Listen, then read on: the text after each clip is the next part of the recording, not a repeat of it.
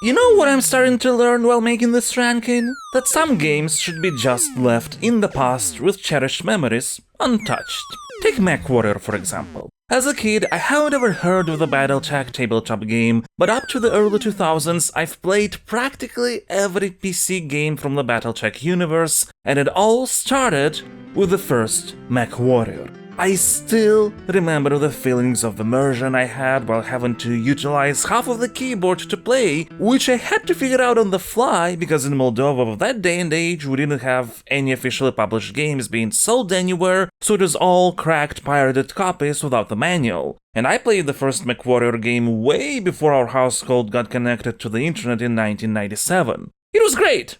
Undoubtedly a technical masterpiece for 1989, how MECHWARRIOR has paved the pathway to fully 3D titles shouldn't go unmentioned. But also, without that wow effect of technical advancement, well, it's not a bad game, but also not good enough, nor deep despite the seemingly complex controls. First, let's go over something that the game does great, the atmosphere. You can really feel the mercenary life by traveling from planet to planet, going to bars to find out information, getting new mechs, and haggling over contracts with a success depending on your reputation, which is one of the best features in the game. This is all enhanced by, quite frankly, amazing artwork in all the menus, and the Newsnet regularly reporting what's happening in the world. But then you get to actual gameplay, and it's shallow. Every contract is procedurally generated, but regardless of the type, whether it's garrison duty or security detail, you have to kill all enemies and that's it.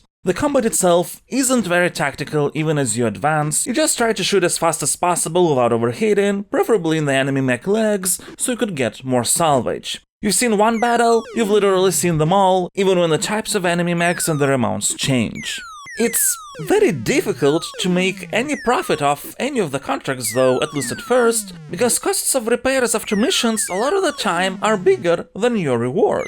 But also there's only one mandatory mission in the entire game, the one where you have to enact revenge on the people who killed your family. And to get to that mission you have to go through essentially adventure game-like sequences where you have to visit the proper places based on clues and make the correct choices.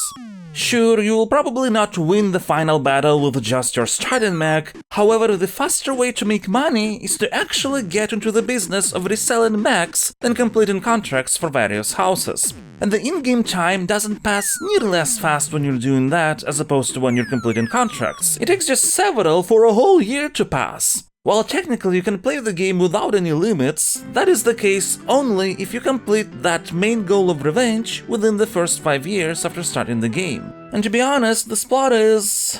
well, it exists I guess, but despite being so important for the structure, feels largely irrelevant. So in the end, there's all these elements that don't really come together well. I can't call MECHWARRIOR a bad game, and there's still a lot to appreciate about it, particularly from a historical perspective, but without the aspect of novelty, there is not a lot to actually enjoy. While it probably ranked lower had the ranking been based purely on gameplay, as it is ultimately very shallow and kinda boring, the atmosphere still does a considerable amount of heavy lifting, and in the end I decided to place MECHWARRIOR between Kicks and Donkey Kong.